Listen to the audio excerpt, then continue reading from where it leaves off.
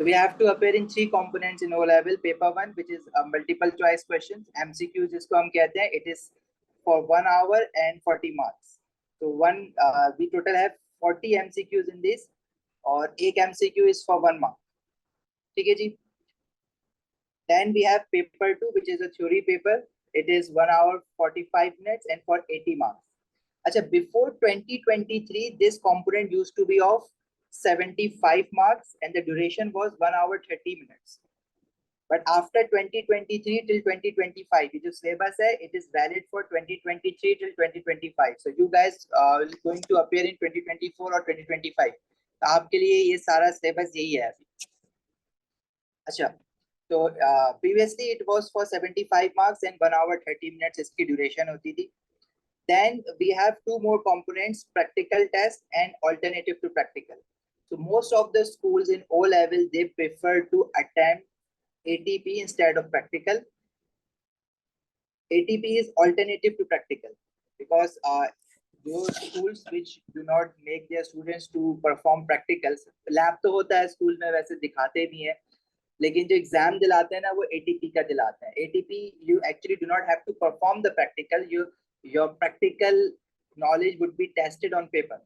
तो वो उसमें short questions होते हैं. It's a very easy component, बहुत आसान सा component होता है, and it has the least weightage of all.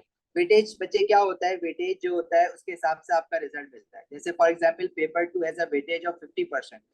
It means paper 2 is the most important component of your syllabus. Paper 2 जिसका अच्छा होगा उसके मार्क ग्रेड ऑटोमेटिकली अच्छा बनेगा. Then we have paper 1 which has 30% weightage. Then so second most important component is paper 1, and then we have alternative to practical, which is a very easy paper and its weightage is also less, which is 20%. तो ATP में हमें कोई problem नहीं होता, बहुत अच्छे से हो जाता है.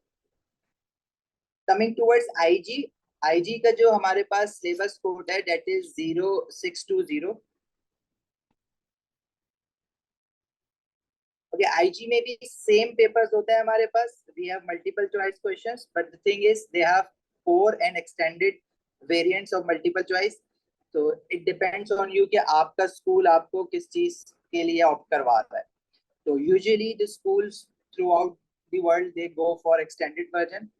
अब recently, otherwise पहले कोर के लिए भी जा रहे होते थे. तो आप लोगों ने इंडिविजुअली मुझे बताना होगा कि आप लोग कौन स्टूडेंट जो है वो एक्सटेंडेड वर्जन पे जा रहे हैं, कौन कोर पे जा रहे हैं. किसी को आइडिया है, कुछ पता है आपके स्कूल कौन सी चीजों को सिलेक्ट कर रहे हैं? Yes sir. बताओ. सर आवर स्कूल हम सर एक्सटेंडेड कर रहे हैं P2 P4 and P6. P2 P4 and P6. Okay great. What about others? कोई है ऐसा जिसका स्कूल कोर पे जाता है? Akbar, Hamza, Riba, Umar? No, sir. P2, 4 and 6. Okay, so everyone is opting extended version. तो ठीक है, ये तो बहुत अच्छी बात है. असल में extended जो होता है ना, it's pretty easier as compared to core. ठीक है, मार्क्स ज्यादा अच्छा आ जाते हैं, ग्रेड अच्छा बन जाता है एक्सटेंडेड में. So again, marks थोड़े से different as compared to O level. Duration different है, but marks same है. MCQs के 40 marks and for 45 minutes. आपका जो पेपर 4 है, again the marks are same 80 marks, but the duration is different. ठीक है, तो उससे कोई फर्क नहीं पड़ता. ड्यूरेशन थोड़ी सी डिफरेंट है तो क्वेश्चंस भी कम हो जाते हैं उसके हिसाब से. Then again you have ATP, alternative to practical, and alternative to practical after 2023 हुआ ऐसा है कि O level और IG में जो ATP का हमारा कंपोनेंट है एग्जैक्टली सिमिलर पेपर आने लगा. अभी जो 2023 में पेपर्स आए they are nearly same. तो एग्जैक्टली सेम है, सिलेबस भी सेम कर दिया है, बस अलग अलग नाम से बोर्ड चला रहे हैं, अदरवाइज कोई डिफरेंस नहीं है इसमें अभी. ATP is for 1 hour and 40 marks. Again the weightage is 20%. weightage भी सेम है. तो ये वाले अगर आपने पेपर 2, पेपर 4, पेपर 6 ऑप्ट किया है तो इसके questions, the style of questions, the way they ask the questions, it's all similar in both the boards. ठीक है, तो वो आपको टाइम टू टाइम जब हम क्वेश्चंस करेंगे तो उसके हिसाब से आपको समझ आता जाएगा कि आपने कौन से टॉपिक को कितने डेप्थ में पढ़ना होता है. ठीक है, ओके रिवा, आपका भी पेपर 1, पेपर 2 और पेपर 6 है. far as O level is concerned. ठीक है? Any questions so far? कुछ पूछना है किसी को? Umar, Yusuf, Akbar? No sir. Nothing clear है यहाँ तक? चलें इसके पास आउटलाइन डिस्कस करें थोड़ी सी। टॉपिक्स कौन कौन से हैं, कौन से टॉपिक पे कितना टाइम लगेगा, which topics are the most difficult topics or at least considered to be the most difficult topics, which are easier topics, कौन से टॉपिक्स मार्क्स स्कोरिंग है, तो ये सारी चीजें अभी हम डिस्कस करते हैं। देखो विल स्टार्ट, देखो सिलेबस की जो आउटलाइन है ना, वो फर्स्ट टॉपिक है स्टेट्स ऑफ मैटर, बट हम लोग जो फर्स्ट टॉपिक पढ़ेंगे will start from atomic structure. देखो are complete chemistry is divided into 3 sections. Number 1, we have physical chemistry.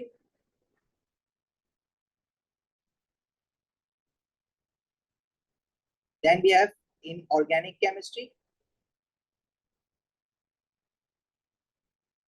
And the last we have organic chemistry. The topics included in the physical chemistry, the first topic we would be studying is atomic structure. Okay, obviously you guys must have studied science in your previous classes, so atomic structure आप लोगों ने बहुत अच्छी तरह से पढ़ा हुआ होगा, but again we will start from the scratch. हम ऐसे पढ़ेंगे जैसे we are starting from zero, जैसे आपने कभी पहले कुछ पढ़ा ही नहीं है साइंस में ना, तो हम लोग चीजों को फ्रॉम दी स्क्रैच जीरो से स्टार्ट करके आगे बढ़ेंगे चीजों को, ताकि किसी को भी कोई कंफ्यूजन ना रहे. Then after atomic structure, the topic we'll study would be chemical bonding. Chemical bonding, देखो एटॉमिक स्ट्रक्चर में क्या क्या चीजें पढ़नी होती हैं. About the structure of an atom. Atom is made up of 3 types of subatomic particles, protons, neutrons and electrons. Then we'll study about periodic table, electronic configuration, and lastly we'll study about isotopes.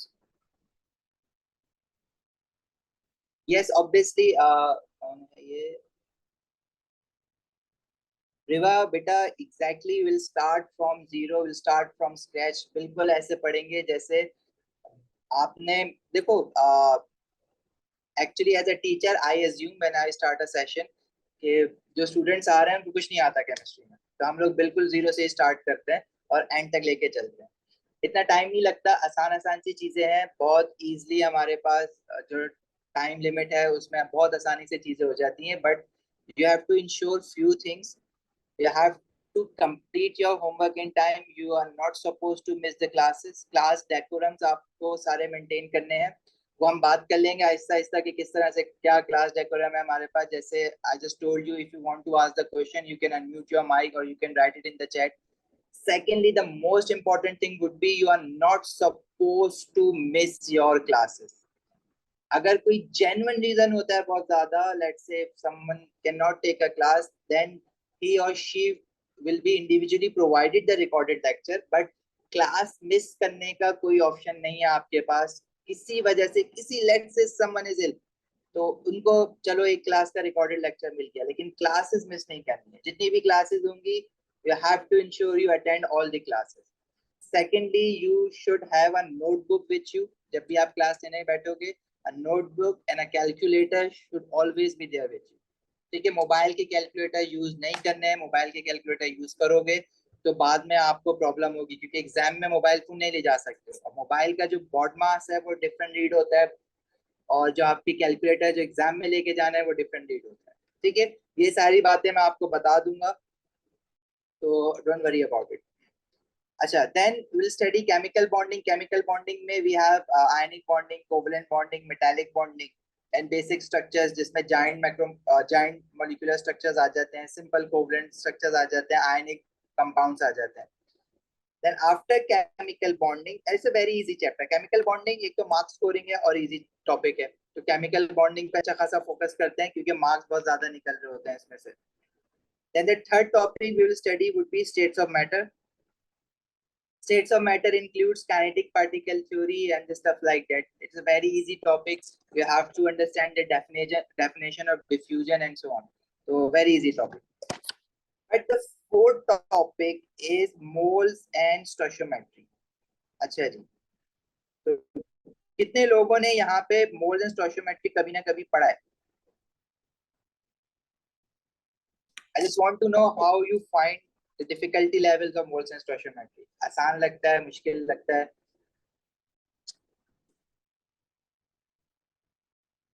Moles देखो, let me tell you, moles is considered to be the most difficult topic of O level chemistry. और उसका difficult होने का reason क्या है कि you do not practice enough questions for moles. That's it, that's it and that's it. अगर आप को जो क्वेश्चंस बताए जा रहे हैं आप टाइमली प्रैक्टिस कर रहे हो और क्वेरीज पूछ रहे हो, जो समझ नहीं आ रहा वो समझ रहे हो, तो फिर it's just a piece of cake. Otherwise mole जो है ना वो आपके लिए बहुत मुश्किल टॉपिक बन जाता है अगर आप उसको छोड़ दो.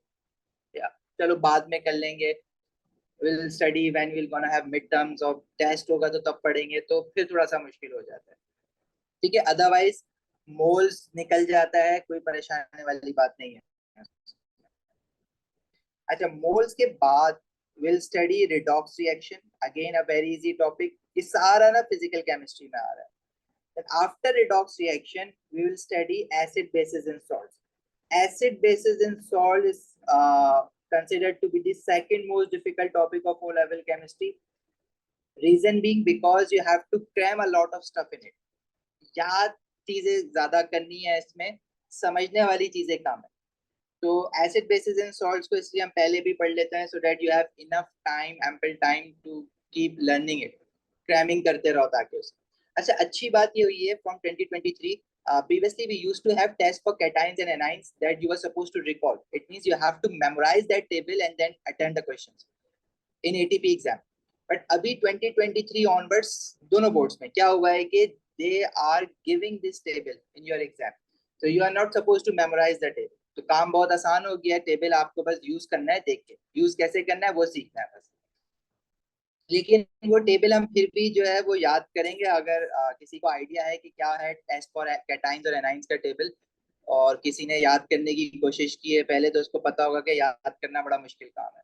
लेकिन हमें वो याद करना है, हम उसको इजी वे में याद करेंगे, क्योंकि पेपर 1 और पेपर 2 में उसके क्वेश्चंस थोड़े बहुत अभी भी दिख रहे हैं, बन रहे हैं. 1 मार्क का एमसीक्यू आ गया उसका, जैसे अभी 2023 के एग्जाम में. पेपर 2 में it comprised of around 2 marks, तो याद तो फिर भी करना पड़ेगा. But again in ATP, mainly ATP was consisted on your test for cations and anions table. इसमें अराउंड 20 मार्क्स या 15 मार्क्स आपके बनते थे, तो वो टेबल आपको अब याद नहीं करना पड़ेगा. तो ये एक आसान काम हो गया आपका एसिड बेसिस एंड सॉल्ट्स के लिए. अच्छा, उसके बाद will study reversible reaction. Again reversible reaction is from physical chemistry, और रिवर्सिबल रिएक्शन के साथ will study ammonia and sulfuric acid. Ammonia and sulfuric acid is basically from inorganic chemistry. Very easy topic, बस कुछ चीजें याद रखनी है इसमें आसान आसान से.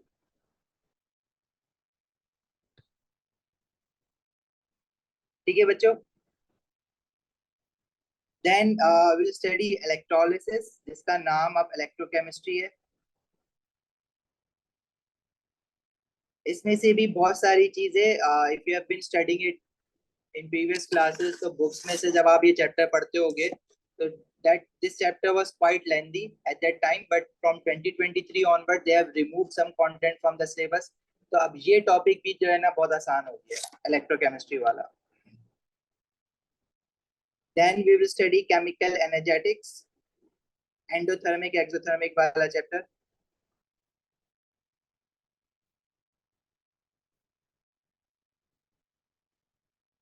Right? Then maybe depending upon the class phase, class के जो टेस्ट हो रहे होंगे, असेसमेंट्स हो रहे होंगे, उसको देखते हुए we will decide कि अगर कोई सीक्वेंस हमें आगे पीछे करनी है, रिवीजन करना है कुछ चीजों का. मेटल्स को most probably I may switch after acid basis and salts. अभी मैं नंबरिंग लिखूंगा कि किस ऑर्डर में हमें ये कौन से टॉपिक्स पढ़ना है, वो भी मैं आपको बता दूंगा. ठीक है जी, कोई क्वेश्चन है यहाँ तक किसी का अभी तक? No sir. Okay, organic chemistry में जो हमारे पास टॉपिक्स आ जाते हैं वो आ जाएगा एल्केन्स. अब देखो, organic chemistry, I consider organic chemistry to be one topic only. Otherwise, as far as your syllabus is concerned, alkanes is considered to be one chapter, then alkenes and alcohols, but they are all interlinked with each other. So हम लोग उस पर एक ही chapter समझ के पढ़ेंगे.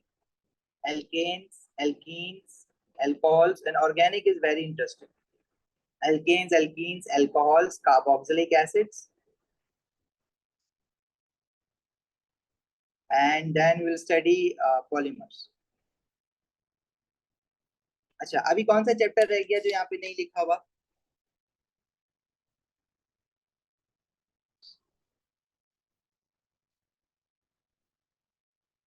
एक बहुत आप देखो केमिस्ट्री की जब भी आप बुक खोलते हो तो सबसे पहला चैप्टर कौन सा होता है? Anyone? States of matter. The states of the matter. Book. I'm talking about whenever you open the book of chemistry. Chemistry की जो mostly books है ना, एक टॉपिक है जो इसमें नहीं लिखा हुआ है. It's a very important topic. Measurements. Measurements, और वो तो फिजिक्स में होता है बच्चे. Experimental chemistry, in which you have to study about different apparatuses, different practicals, experimental chemistry. अच्छा, अब ये जो टॉपिक है ना एक्सपेरिमेंटल केमिस्ट्री, ये साथ साथ चल रहा होगा. देखो इनिशियली सिलेबस अगर आप 2023 से पहले वाला सिलेबस देखो तो experimental chemistry used to be the first topic of the syllabus, but after 2023 it is the last topic of the syllabus because Cambridge has realized that we cannot study it as a first chapter. क्योंकि देखो जब तक आप acid basis and salts नहीं पढ़ते हो, different chemical reactions नहीं पढ़ते हो, how can you perform the experiments? So again experimental chemistry is one of those topics जो कि हम लोग ब्रेक कर करके पढ़ रहे होंगे. कुछ पार्ट उसका हम लोग एसिड बेसिस एंड सॉल्ट्स में पढ़ लेंगे, कुछ पार्ट उसका रेट ऑफ अ रिएक्शन में पढ़ लेंगे. अभी रेट ऑफ अ रिएक्शन भी लिखना है यहाँ पे, ठीक है. कुछ part rate of a reaction में उसका हम लोग पढ़ रहे होंगे, कुछ पार्ट उसका केमिकल एनर्जेटिक्स में पढ़ रहे होंगे, कुछ पार्ट उसका ऑर्गेनिक केमिस्ट्री में पढ़ रहे होंगे. जब बिट्स एंड पीसेस में इस चैप्टर को पढ़ लेंगे सारे टॉपिक्स को, तो एंड में इस चैप्टर को पूरा समराइज करके दोबारा से पढ़ लेंगे, ठीक है. Then we have another topic which is very interesting, chemistry of the environment. It's all theoretical, no numerical in this chapter, chemistry of the environment, like how does different chemicals affect our environment, like global warming and stuff like that. ठीक है, pollution, global warming, acid rain, ये सारी चीजें जो आप कहीं ना कहीं साइंसेस में बचपन से सुनते आ रहे हैं, ठीक है. Then again there is one more topic which is periodic table. Periodic table भी देखो, हम ना पीरियोडिक टेबल को half of the periodic table we will cover in atomic structure and the rest half we will cover in metals. Periodic table का एक बहुत छोटा सा पोर्शन एंड में रह जाएगा which is non metals, which include group 7 and group 8, तो वो फिर हम अलग से पढ़ेंगे.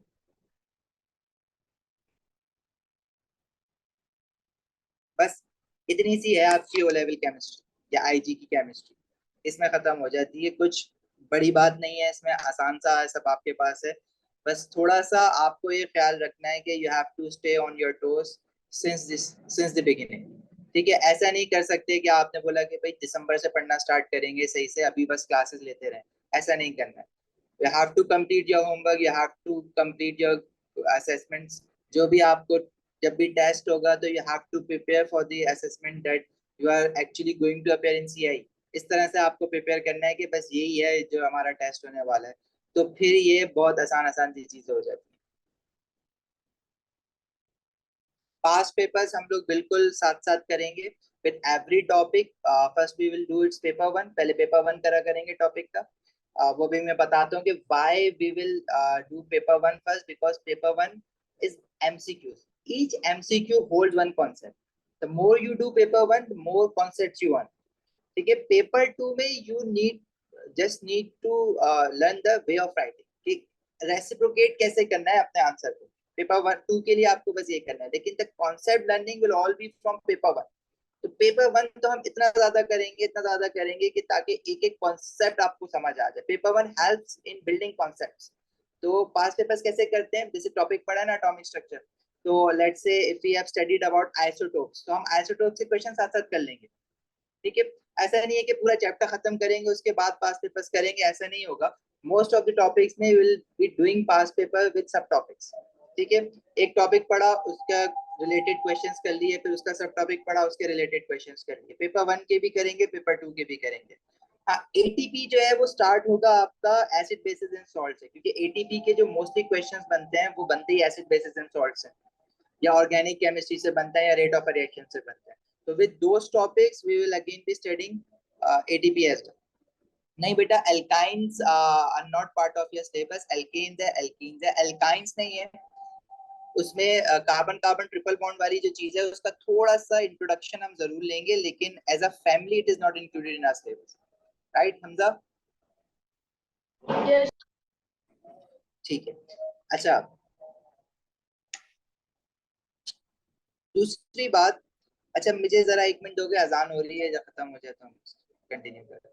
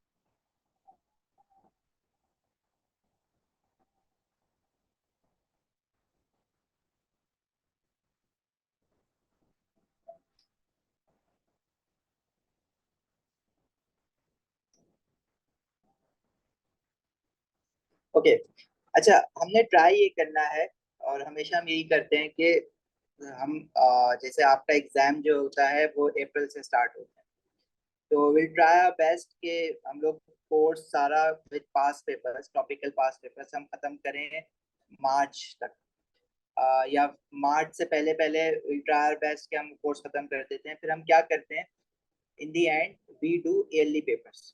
ईयरली पेपर्स में हम क्या करते हैं, पेपर 2 की बहुत ज्यादा एक्सटेंसिव प्रैक्टिस करते हैं। मैं पेपर करवाऊंगा आपको, ठीक है, साथ साथ हम पेपर सॉल्व करेंगे पूरा ईयरली पेपर। अराउंड 4-5 ईयर्स के ईयरली पेपर्स हम लोग साथ सॉल्व करेंगे, ठीक है। फिर पेपर 1 के पास हमारे पास टाइम होता है, पेपर 1 के ईयरली पेपर्स करेंगे। तो एंड में जो हम ईयरली पेपर्स करते हैं ना, सारा गेम चेंज वो कर देते हैं हमारा, ठीक है, क्योंकि ईयरली पेपर्स करना बहुत इंपॉर्टेंट है। तो हमने एंड में ईयरली पेपर्स के लिए भी टाइम रखना है, और साथ साथ टॉपिकल पेपर, मतलब हर टॉपिक के साथ भी पास पेपर्स करने हैं। पास पेपर देखो, अब मैं आपको ना एक चीज बताता हूँ, ठीक है। In the beginning I told you कि first of all you have to crack the syllabus code ना, crack what examiner demands from you. Examiner क्या चाहता है आपसे? Do you know how many documents examiner provides to you? Number 1 is syllabus, ठीक है। If you want to read out this syllabus that would be very good. अगर आपको नहीं पढ़ना, that's okay, it's my job, मैं syllabus पढ़ के आपको सिलेबस से ही पढ़ाऊंगा। तो बट आई वुड एडवाइज कि each and every one of you should read out the syllabus. ये सारी सिलेबस की आउटलाइन पढ़ो कि क्या क्या चीजें हैं, किस किस टॉपिक में, वो एग्जामिनर क्या कह रहा है आपसे। Then of course you have past papers. with past paper the answers for past papers are given in the marking keys. There is one more document which is known as examiner reports. अच्छा, examiner report again mostly examiner reports are published for teachers, so it's okay if you do not want to study examiner reports, it's up to you. But there is one very important document that Cambridge provides that is known as learner's guide. Have you ever heard about learner's guide? किसी ने पढ़ा है अभी? Yes, You must have appeared for 3 subjects, कुछ subjects तो appear हो गए होंगे ना आप लोग ऑलरेडी।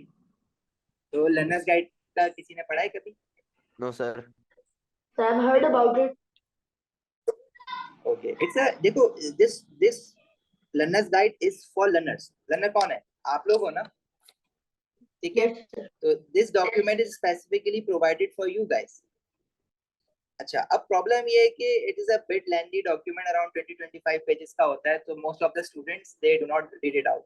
तो it's okay, I have summarise the learner guide for you, तो वो भी मैं आपको बता दूंगा कि लर्नर्स गाइड में लर्नर आप लोगों के लिए एग्जामिनर ने क्या क्या लिखा हुआ है। लर्नर्स गाइड बेसिकली जो बातें मैं कर रहा हूँ ना आपसे कि you have to do top past papers along with topics, with each and every topic आपने उसके सिलेक्टिव एमसीक्यूज करने हैं, उसके पेपर 2 के क्वेश्चंस करने हैं, उसके एटीपी के क्वेश्चंस करने हैं। These all things are written in the learners guide.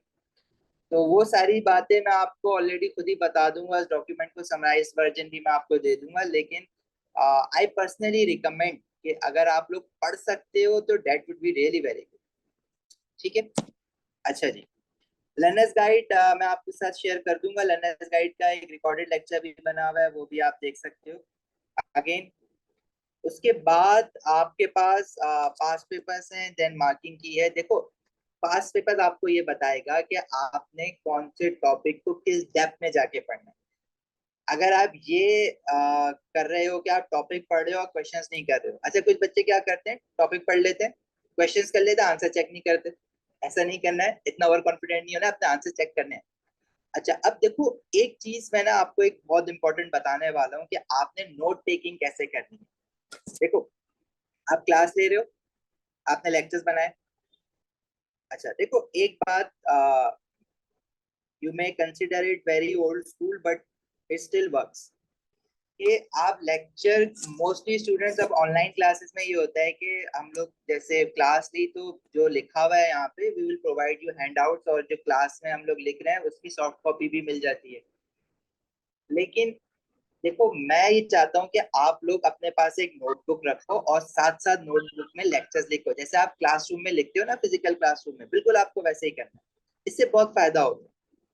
ये ना समझना कि लेक्चर्स आपको मिल ही रहे हैं तो लिख के टाइम जाया क्यों करें। अच्छा, some of the students they feel difficulty while focusing on the class and simultaneously writing the lectures, तो उनको थोड़ा सा प्रॉब्लम होता है। सब कुछ ओके, कुछ चीजें आपकी मिस हो जाएंगी ना, फिर बाद में जब सॉफ्ट कॉपी आएगी तो आप उसमें से देख के लिख लेना, लेकिन लिखना जरूर कुछ ना कुछ कॉपी में। लेक्चर्स के बाद जब आप पास पेपर्स करते हो तो पास पेपर्स में समटाइम्स यू रियलाइज, देखो कॉन्सेप्ट आपका रिवाइव कैसे होगा, स्ट्रेंथन कैसे होगा या कॉन्क्रीट कैसे होगा आपका कोई भी कॉन्सेप्ट, जब आप उस कॉन्सेप्ट का रिलेटेड क्वेश्चन करोगे। और क्वेश्चन करने के बाद आप ऑब्वियसली मार्किंग की, अगर आप होमवर्क कर रहे हो तो आप मार्किंग की भी चेक करोगे उसकी। तो समटाइम्स व्हाट हैपेंस दैट, देखो क्वेश्चन की वैरायटी बहुत ज्यादा होती है, वो घुमा फिरा के कोई भी क्वेश्चन बना देता है। आपने करना क्या है क्वेश्चन के लिए कि कोई एक ऐसा क्वेश्चन, कभी कभार कुछ ऐसे क्वेश्चन होते हैं जैसे वो सबके लिए डिफरेंट हो सकते हैं, अभी अकबर के लिए डिफरेंट हो सकता है, हीरा के लिए डिफरेंट हो सकता है। जैसे एक हमारे पास टॉपिक है why covalent simple covalent molecules have low melting points. ठीक है, अब अगर ये कॉन्सेप्ट में आप स्ट्रगल कर रहे थे, अब आपके पास एक क्वेश्चन ऐसा आया जिससे ये कॉन्सेप्ट बड़ा क्लियर हो गया आप, तो आप पता है क्या करोगे, जो आपके लेक्चर्स में वो जहाँ पे आपने कॉन्सेप्ट लिखा हुआ है वहां पे एक रेफरेंस नंबर डाल दोगे कि whenever I am going to revise this concept, together with this concept I will revise that particular question। उस क्वेश्चन को मैं देखूंगा ताकि उससे ना बिल्कुल क्रिस्टल क्लियर हो जाए कि हमेशा क्या है, तो आप वो लेक्चर में इनकॉर्पोरेट कर लोगे, क्वेश्चन नंबर लिख दोगे। उससे पता है क्या होगा, देखो जब हम लोग थ्रू आउट दिस सेशन पढ़ेंगे तो हम लोग शायद 1000 एमसीक्यूज कर लें सारे टॉपिक से मिला मिला के, होमवर्क और क्लास वर्क मिला के। So at the in the end, when you are just left with 1 month in exam, तो क्या आप दोबारा से वो 1000 एमसीक्यूज प्रैक्टिस कर सकते हो? नहीं कर सकते। तो आप सिलेक्टिव एमसीक्यूज प्रैक्टिस करोगे, और कौन से सिलेक्टिव एमसीक्यूज होंगे जिनमें आपको डिफिकल्टी हुई है, जिनको आपको पता है कि कॉन्सेप्ट मुश्किल था, ये मुझे नहीं आ रहा था, मैंने बड़ी मुश्किल से सीखा था। तो वो question through out your session आप मार्क कर रहे होगे या उनको लिख रहे होगे कि भाई ये वाला क्वेश्चन इंपॉर्टेंट है, मुझे जब भी ये लेक्चर रिवाइज करना है ना, ये क्वेश्चन जरूर रिवाइज करना है।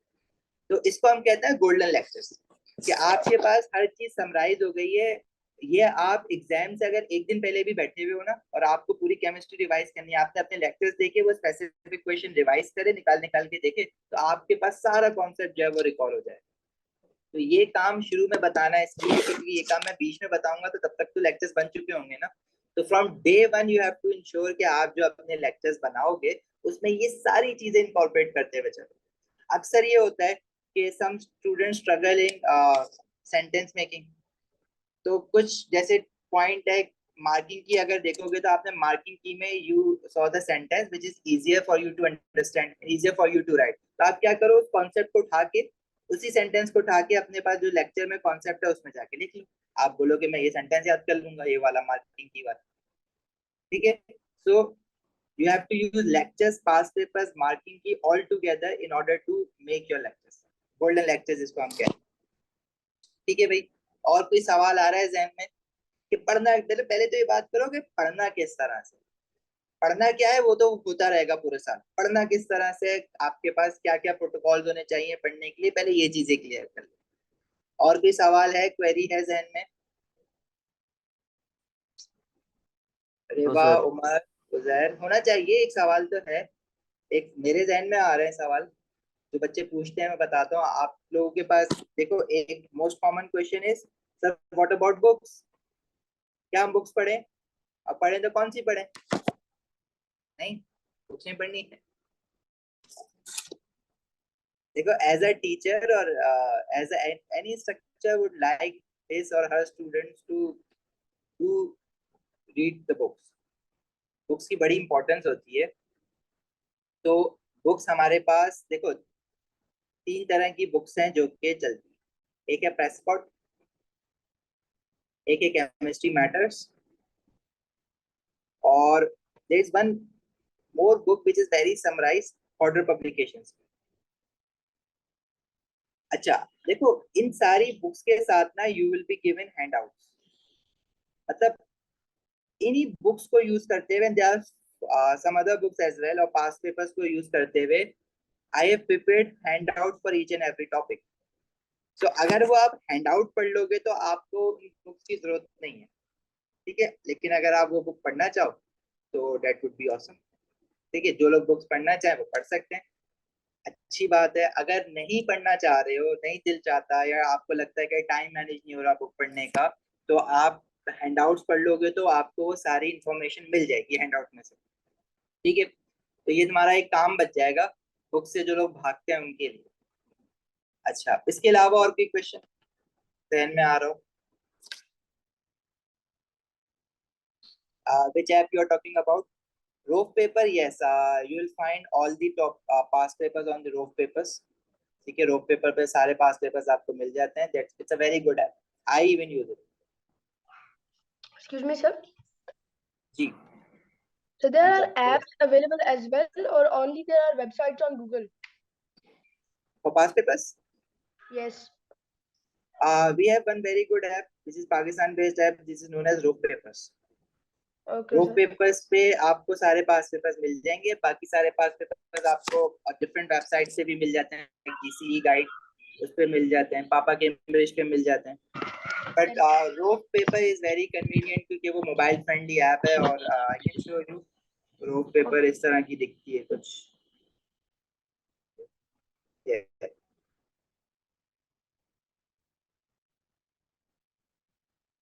ठीक है, you have to select the course O level या आईजीसीएसई, तो उसके हिसाब से then you have to, yearly past papers के लिए ज्यादातर ये यूज होती है। तो उसके बाद आपको अपना सब्जेक्ट सेलेक्ट करना है, ठीक है, या आपको यहाँ से मिल जाएगी, ठीक है, ईयरली जो भी आपको चाहिए। Okay, sir. अदरवाइज आपके पास और भी वेबसाइट्स हैं, एक बार डाउनलोड करके भी रख सकते हो। अच्छा, बेटर वुड बी कि अगर आप जो पास पेपर्स कर रहे हो, टॉपिकल पास पेपर्स जो हैं, वो अगर आपके पास हार्ड कॉपी में हो ना, हार्ड फॉर्मेट में हो, तो वो ज्यादा बेटर है, क्योंकि आप पेपर 2 के क्वेश्चन उस पर लिखोगे, अपनी मार्किंग भी कर लोगे। But if you guys have iPad और समथिंग, टैबलेट्स वगैरह हैं, तो उस पर भी आप लिख सकते हो, सेव कर सकते हो। इंपॉर्टेंट इसके उसके ऊपर पॉइंट आपके लिखे हुए होने चाहिए, ठीक है जी। और कोई सवाल? सेव माई एग्जाम पर भी है, सेव माई एग्जाम पर पे, लेकिन उसमें ना कुछ टॉपिकल पास पेपर्स हैं और वो फिर बहुत थोड़े से। रोप पेपर पे तो उसने पूरा कैम्ब्रिज वाला डॉक्यूमेंट डाल दिया है ना। Yes, sir. Also, Save My Exams has no marking scheme for the topical past papers with it. Yes, some of the papers they do not have marking key over it, वो तो बहुत थोड़ा They थोड़ा have है, पर paid version है, rope paper is free to use. Yes. So is there any other good website for using the past papers? GCE guide is a good website, GCE guide use कर सकते हो। Then we have Okay, papa sir. Cambridge past papers के लिए। Thank you, sir. Hard copy में भी ले सकते हो, if you are in Pakistan तो I can deliver hard copies to you, sir Hamza will manage it. अगर कहीं बाहर हो तो देन विल सी क्या हो सकता है। No, sir, I'm ठीक है, here in Saudi Arabia. otherwise I will provide you soft copies for all the topical papers. आपके पास हमने इस तरह से आपके क्वेश्चंस मिल जाएंगे, क्वेश्चंस तो वो मैं आपको खुद दूंगा ना, तो वो आपको ईयरली के लिए इन दी एंड आप रो पेपर यूज कर सकते हो, but for topical papers I have already compiled it for you, तो वो आपको सॉफ्ट कॉपी आपके पास होगी, अगर आप उसका प्रिंट निकाल के पढ़ना चाहो प्रिंट निकाल के पढ़ लो, तो don't worry about questions, question bank आपको मिल जाएगा पूरा, ठीक है। जैसे एटॉमिक स्ट्रक्चर है, उसके एमसीक्यूज की एक फाइल होगी आपके पास पेपर 1 की, जिसमें बहुत सारे डिफरेंट वैरायटी के एमसीक्यूज होंगे। देन पेपर 2 की एक फाइल होगी, हर टॉपिक की एक पेपर 1 की फाइल होगी, एक पेपर 2 की फाइल होगी। देन एटीपी की एक अलग डॉक्यूमेंट होगा, तो उसमें आपको ये सारे क्वेश्चंस विद मार्किंग की आपको मैं प्रोवाइड कर दूंगा, उसका इशू नहीं है। एंड में ईयरली के लिए हाँ you can use rope paper, yearly का कोई इशू नहीं, ठीक है। Any other question, it's good you are asking questions, पूछो जितनी भी माइंड में प्रॉब्लम्स है ना, क्वेरीज हैं, पूछो, ताकि फिर हम आगे बढ़ते हैं अपने टॉपिक की तरफ।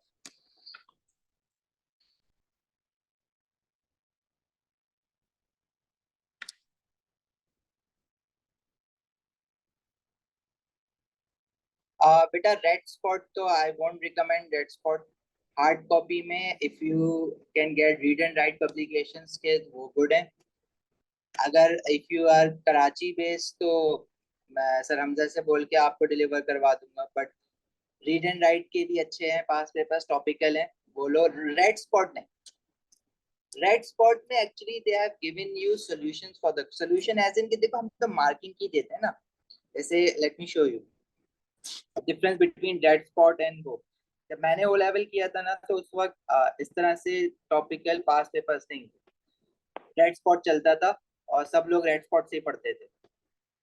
लेकिन रेड स्पॉट में अब देखो, क्योंकि क्वेश्चंस की वैरायटी बहुत ज्यादा हो गई है और रेड स्पॉट में बहुत थोड़े से क्वेश्चंस होते हैं, और वो क्वेश्चंस का आंसर ना वो मार्किंग की वाला आंसर एग्जैक्ट नहीं लिख के देते, वो एक्चुअली पूरा सेंटेंस बना के पैराग्राफ बना के उसका आंसर लिखते हैं। तो उसमें प्रॉब्लम ये होती है कि कभी कभार वो आंसर, अगर for example if your question is for 2 marks and the marking key says 2 keywords you have to write in that answer, तो रेड स्पॉट में जो है ना 3-4 लाइनें लिखी हुई होती हैं, neither you have that much space to write that answer in your actual exam, neither you have that much time, तो इसलिए रेड स्पॉट के जो आंसर्स है ना, वो जो है वो आपके लिए एडवाइजेबल नहीं है कि उनके पास जाओ। तो रेड स्पॉट लोगे भी तो क्वेश्चन बैंक बहुत कम है, उसमें वैरायटी ऑफ क्वेश्चंस आपको नहीं मिलेगा, एक टॉपिक के 20-25 एमसीक्यूज हार्डली मिल जाएंगे, लेकिन आपका या किसी टॉपिक के ज्यादा भी होंगे, लेकिन मैं जो आपको दूंगा उसमें अराउंड 100 एमसीक्यूज भी हैं कुछ टॉपिक्स के। तो ये सॉफ्ट कॉपी में अगर आप पढ़ना चाहो तो आपको मिल जाएंगे, रेड स्पॉट नहीं जाना, या फिर हार्ड कॉपी में रीड एंड राइट पे चलेगा। जैसे मार्किंग की आपको ना रीड एंड राइट में भी इसी तरह से जो एक्चुअल मार्किंग की है ना, वो अटैच की हुई होती है, जैसे यहाँ पे मैंने अटैच की, तो this works much better as compared to red spot, ठीक है। Anything else?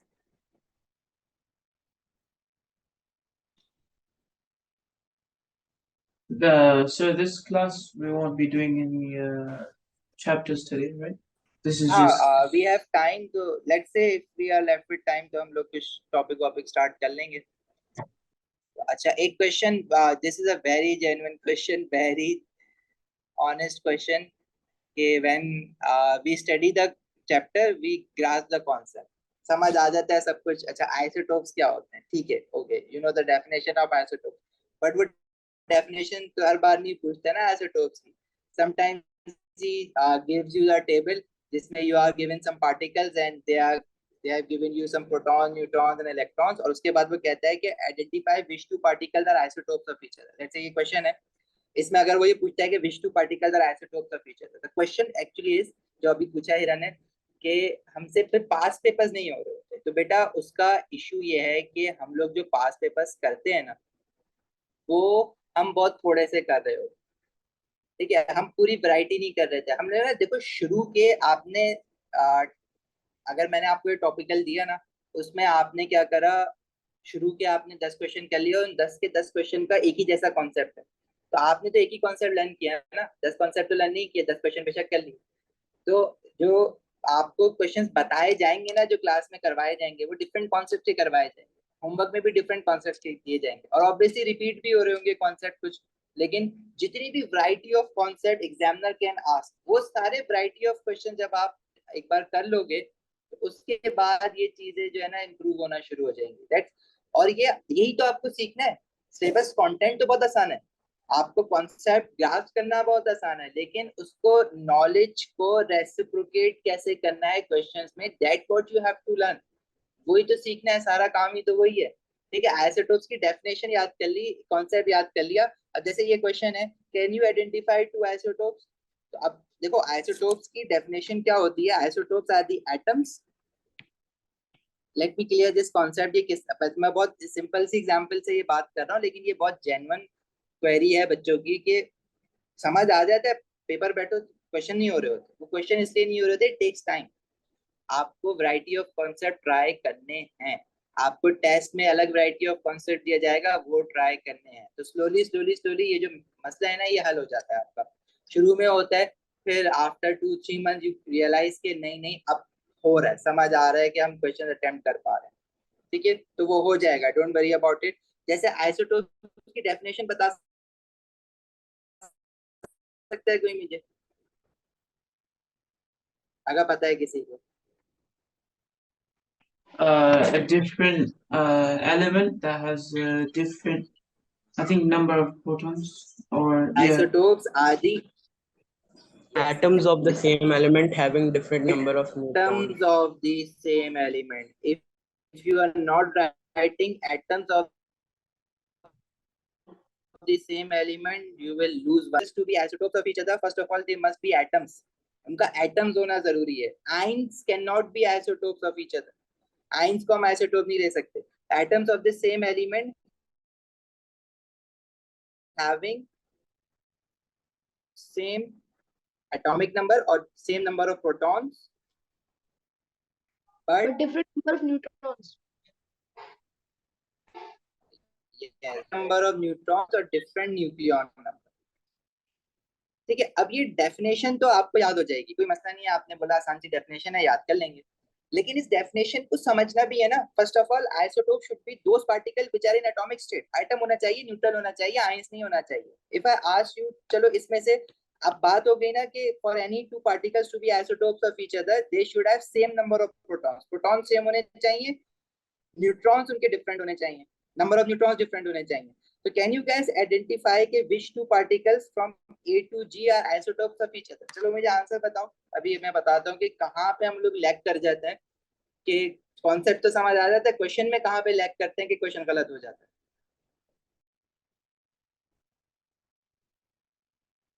जल्दी से। C and D. C and D. Anything else? कोई और कुछ और आंसर बता रहे? किसी का कुछ और हो आंसर? अकबर, उमर, हमजा, उजैर, कोई और दो पार्टिकल आइसोटोप्स नहीं दिख रहे जिनके सेम नंबर ऑफ प्रोटॉन्स हो, डिफरेंट नंबर ऑफ न्यूट्रॉन्स हो? is E, F, and G related? क्या कह रहे हो, दोबारा बोलो। Is E, F, and G related? E, F and G, they have same number of electrons। देखो ऊपर इलेक्ट्रॉन्स लिखा हुआ है, तो उसने सीक्वेंस चेंज की हुई, हमें तो प्रोटॉन्स देखने हैं ना, सेम नंबर ऑफ प्रोटॉन्स। तो सेम नंबर ऑफ प्रोटॉन्स किसके हैं? Only C and D, sir. C and D C and D. Yes. ठीक है, तो ये गलतियां हो जाती हैं बेटा, अक्सर वो प्रोटॉन्स पहले लिखता है फिर न्यूट्रॉन्स फिर इलेक्ट्रॉन। इस क्वेश्चन में इलेक्ट्रॉन्स पहले लिख दिए। ठीक है, तो थोड़ा सा केयरफुल होना पड़ता है कि same number of protons 17 and different number of neutrons, तो they are isotopes of each other. इसी तरह का अगर मैं अभी आपको कॉन्सेप्ट समझ आ गया ना, अभी मैं एक क्वेश्चन दिखाता हूँ, ये सब गलत बता दोगे इसका answer. Let me show you.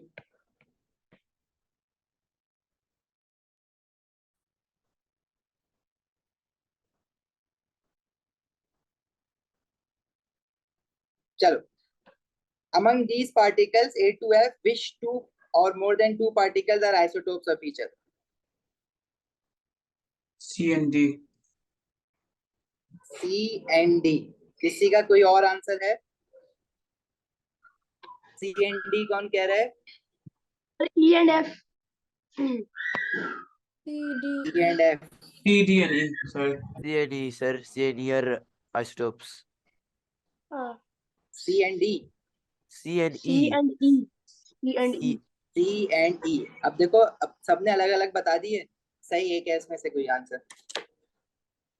रेवा बच्चे अब थोड़ा सा फोकस करना। आपने बोला C, D and E, ठीक है? C, D and E मैंने सारे लिख दिए जो आप लोगों ने बताए। अब हम देखते हैं कि इसमें से कौन सा सही है, जो गलत है वो क्यों गलत है। देखो, first is C and D, जो आप लोगों ने बताया C and D. C and D both have same number of protons, okay? But the definition, what is the complete definition of isotope? Atoms of the same element means for any two particles to be isotopes of each other, first of all, they should be in their atomic form. Atoms होने चाहिए. Is C an atom? क्या C atom है? How would you identify whether it's an atom or not? If any particle have same number of protons and electrons, अगर proton और electron equal है तो मतलब वो atom है. तो C तो atom है, ठीक है. क्या D atom है? D के पास protons कितने हैं? 92, लेकिन electrons कितने हैं? 89. Positive ion. It is not neutral. ये तो एटम ही नहीं है, ये आइन है. तो क्या कोई आइन आइसोटोप हो सकता है? कभी नहीं हो सकता. ठीक है, तो डी वाले ऑप्शन तो जहां जहां आ रहा है वो तो गलत हो गया सारे. ठीक है, for definition of isotope it is atoms of the same element with same number of protons but different number of neutrons. तो पहला पॉइंट ही क्या, atoms of the same element. अब ये चीजें जो होती है ना छोटी छोटी, यही तो हमें सीखनी है. यहीं पे तो फोकस करना है कि हम कहाँ पे मैसअप कर जाते हैं कि कॉन्सेप्ट तो समझ आ गया, डेफिनेशन आइसोटोप की आएगी, 2 मार्क की लिख के आ जाओगे, लेकिन उसी डेफिनेशन को जब एग्जीक्यूट करने जाते हो क्वेश्चंस पे, क्योंकि आपने उस तरह का क्वेश्चन ही नहीं किया हुआ होता कभी, तो आप फंस जाते हो. तो आपने, यही तो मैं कह रहा हूँ कि जो क्लास में क्वेश्चंस करवाए जा रहे हैं क्लास में नहीं करनी है, जो होमवर्क दिया जा रहा है वो होमवर्क करना है. और होमवर्क करने में जो चीज समझ नहीं आ रही है वो पूछनी है. पूछने के मोड्स हमारे पास बहुत सारे हैं. हम क्लास में क्वेरी सेशंस भी रख लेते हैं, आप व्हाट्सएप पे भी पूछ लेते हो. ठीक है, ये आहिस्ता आहिस्ता चीजें आप अपनी क्लियर करते जाते हो. तो राइट आंसर क्या होगा? सी एंड डी तो नहीं हो सकता. तो what about C and E? E is also an atom. Yes. C and E के नंबर ऑफ प्रोटॉन सेम है और नंबर ऑफ न्यूट्रॉन्स डिफरेंट है. तो right answer is C and E. E and F के तो protons ही same नहीं है ना, ये तो बिल्कुल ही गलत है. सही है. तो ये आहिस्ता आहिस्ता करके ना ये सारी चीजें क्लियर हो जाती हैं. बहरहाल हम ऑब्वियसली हम तो जीरो से स्टार्ट करेंगे ना, हम तो एटम की डेफिनेशन से स्टार्ट करेंगे. आइसोटोप्स हमने ऐसे ही डिस्कस कर लिया आज. So, sir, does the photons and electrons need to be the same, and the neutrons need to be different? Can you repeat your question? So, for it to be an isotope, it needs to have different protons. Sorry, same protons and electrons, and different neutrons. Yes, you can also remember. अब देखो यहाँ से you start improvising. That as per the definition of isotopes, we are not talking about electrons. We just said atoms of the same element with same protons but different neutrons. But our friend here is saying कि why don't we just remember that they have same protons and electrons? That would make your life easier, right? Definition में लिखने की चलो ये जरूरत नहीं है, but the concept तो यही आ रहा है ना. For any two particles to be isotopes of each other, first of all they must have same protons as well as same electrons. मतलब वो आइन ना हो. Yes, Right, sir. exactly, यही बात है सर. ठीक है, तो इस तरह से फिर आप अपनी चीजें आहिस्ता आहिस्ता जो है ना वो याद करने लग जाते हैं. आपको खुद समझ आना लग जाता है क्वेश्चन देख के कि अच्छा मैं इस तरह से याद कर लूँ चीज. तो अब आइसोटोप की डेफिनेशन आपने याद कर ली. अब आप लेक्चर में जाके क्या करोगे? आइसोटोप के नीचे लिख दोगे जाके क्वेश्चन करते वक्त, क्योंकि क्वेश्चन मिल गया ना आपको, आपने लिख देना है जाके for any two particles to be isotopes of each other, they must have same number of protons as well as same number of electrons but different number of neutrons. अब ये बात उठा के डेफिनेशन में लिखने की जरूरत नहीं है, लेकिन कॉन्सेप्ट समझ आने के लिए, क्वेश्चन अटेम्प्ट करने के लिए आपने ये बात लेक्चर में लिख लिए कि जब भी मैं आइसोटोप की डेफिनेशन रिवाइज करूंगा ये वाली बात भी रिवाइज करूंगा ताकि क्वेश्चन निकले. ओके.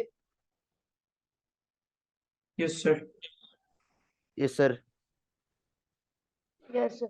बच्चे, रिवा आइसोटोप्स की definition starts from atoms of the same element. First of all they have to be in the atomic state. Atoms of the same element, पहली डेफिनेशन ही यहाँ से स्टार्ट हो रही है। Atom and ion are not considered to be isotopes, ठीक है।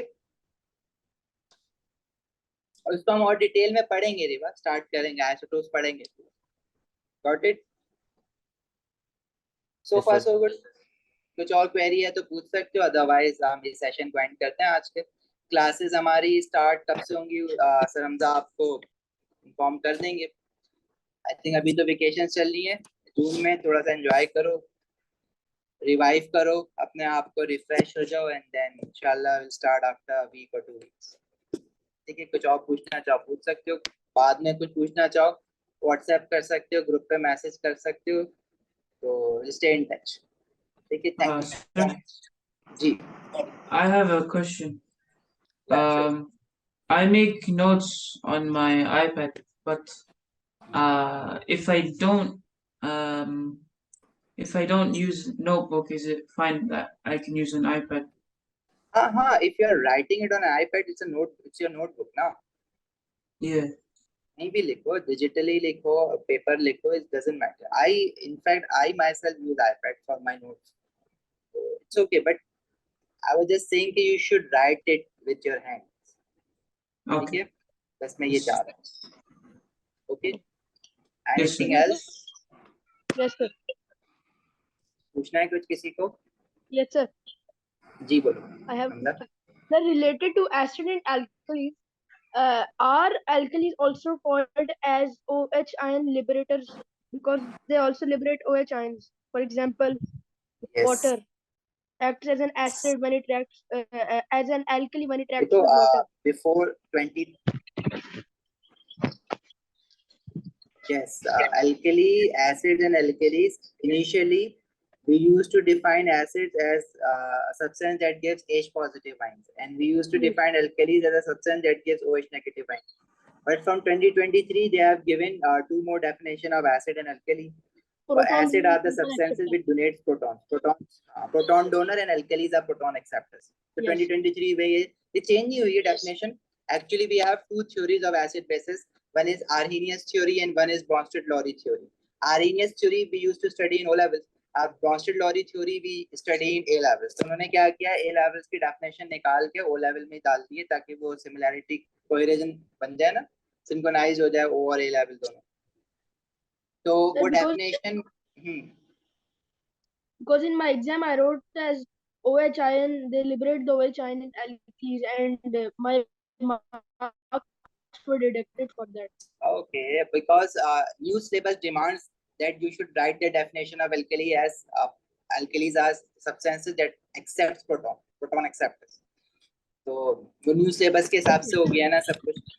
In fact, if you see my old lectures, उसमें alkalis are defined as substance that gives hydroxide या ions या OH negative ion. But क्योंकि syllabus change हो गया तो हमें definition change करनी पड़ गई है. Okay. ठीक है. Also, sir, I have another question related to methyl orange and sulfuric acid. So, what is the color of methyl orange and sulfuric acid? It's colorless, no color. So, methyl orange is colorless, or does No, it have a sorry, pinkish methyl tint? orange. Methyl orange is red in acid and yellow in alkali. Yes. So, but I'm Phenolphthalein is specifically colorless in acid. yes. So, but I'm specifically asking about sulfuric acid because somewhere it is written in faster marking scheme that it is yellow, and somewhere it's written as pink reddish color. देखो, pink, red, they are actually we consider it to be same because light red जो है वो pink जैसा दिख रहा होता है हमें. In alkaline Yes. solution they are yellow in color. Basically उनकी ना एक range होती है. जैसे आप some indicators they give different shades of color. ठीक है, आपका Yes. जैसे पिंक हो गया, लाइट पिंक, उसको रेड भी लिख रहे होते हैं. Sometimes they also write it as a purple colour. अगर एसिड कंसंट्रेटेड है ना तो you will find it a purple shade of colour. आपको इनमें से कोई एक याद रखना होता है, ठीक है, जो आपको एक बता दिया जाएगा ना. And it doesn't matter if in some questions marking key says pink or in some question it says red, but it means कि you can write both, either you can write red or pink. ठीक है, क्योंकि syllabus में भी we have given 3 indicators जिनके हमें colours याद करने हैं, और सिलेबस में कलर्स नहीं बताता वो कभी भी. वो इसी वजह से नहीं बताता क्योंकि वो कलर के डिफरेंट शेड्स होते हैं। जैसे एक नया इंडिकेटर ऐड हुआ था हमारे पास 2023 में, थाइमोल्फिथलीन। Yes, sir. तो उसका जो अल्कली में कलर है वो आप गूगल पे सर्च करोगे, somewhere it is written pink, somewhere it is written purple and somewhere it is written blue. तो these Yes. All are same shades ना। अब देखो कुछ लोगों को डिपेंडिंग अल्कली कितना कंसंट्रेटेड है, अगर if it alkali is highly concentrated it gives a darker colour जो कि ब्लू दिखता है। अगर वो अगर आपने alkaline solution में if you have a beaker full of alkali and you just add 1 drop of indicator, so that will again give you a very light color na? But if you just have a let's say 1 centimeter cube, a very small amount of alkali, and if you put a drop of indicator into that, so that would give a high intensity of color, तो वो blue shade दिख रहा होगा। अगर एक पूरे भरे हुए बीकर में डालोगे तो वो light purple या pink दिख रहा होगा। Yes, sir. ठीक है, लेकिन इसमें आपको परेशान नहीं होना, आपको डजंट मैटर, आपने ब्लू भी लिख दिया तो आपका एक्सेप्ट होगा, आपने पिंक भी लिख दिया तो आपका एक्सेप्ट होगा। वो जो कलर आपको बताए जाएंगे बस आपने वो एक ही कलर याद रखना होगा। ठीक है जी। Sir, Yes, sir. you know how you said there's O levels and IGCSE? What's the difference between them two? Repeat करोगे क्वेश्चन, क्या कह रहे हो? My question was, what's the difference between IGCSE and O levels, the courses? Well, actually as far as syllabus content is concerned, it is exactly same. Chemistry का तो last year same हो गया था दोनों का, exactly same concept, same topic sequence. The only difference is that we discussed in the beginning of the class that you have to, your syllabus components are paper 1, paper 2 and paper 4 for O level. For IG you have to appear in paper 2 instead of paper 1. उसको MC for theory would be paper 4 and again practical would be paper 6. कुछ marks का difference है, duration का difference है। Marks का तो difference नहीं है, ड्यूरेशन का थोड़ा सा डिफरेंस है। In O level paper MCQ is for 1 hour, in IG your MCQs would be for 45 minutes। Actually they offer you 2 types of variants of MCQs, core और एक्सटेंडेड।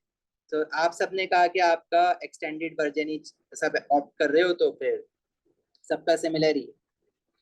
बेसिक डिफरेंस कोई भी नहीं, questions भी similar होते हैं, almost similar होते हैं। IG के थोड़े से आसान होते हैं क्वेश्चन, ओ लेवल के थोड़े से डिफिकल्टी लेवल ज्यादा होता है उनका। बस एक डिफरेंस जो आज तक हमें समझ आया है वो यही है कि ओ लेवल का क्वेश्चन जो है ना वो थोड़ा सा मुश्किल बनाता है, आईजी का बहुत सिंपल सा आसान सा क्वेश्चन बन रहा होगा। Okay.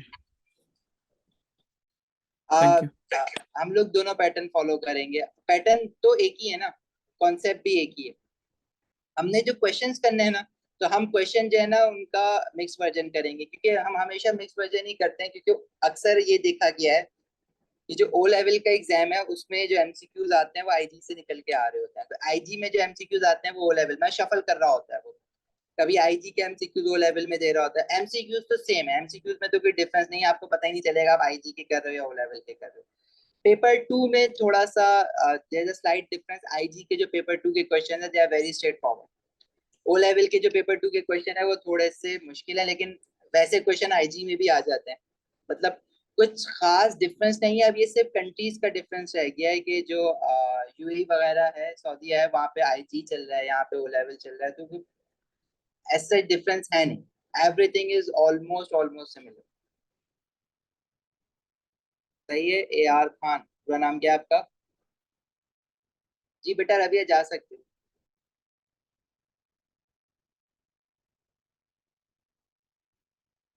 और कुछ पूछना है? No, sir. No, sir. ठीक है सर, सर चलो जी बच्चे पूछ। Okay okay Reeba, query solve हो गई आपकी, तो ऑलमोस्ट सिमिलर, तो उसकी आप टेंशन नहीं लो। हाँ, एंड में एलई करते वक्त कुछ फिर हम लोग एलई जो है वो ओ लेवल के अलग करते हैं, आईजी के अलग करते हैं, तो वो एंड में कोई इशू नहीं होता, वो अलग अलग कर लेते हैं। ठीक है जी, चलो। Assalamu alaikum. वालेकुम अस्सलाम। Love sir. जी कुछ अल्लाह पूछना है हाफिज़ सर। किसी को? ओके।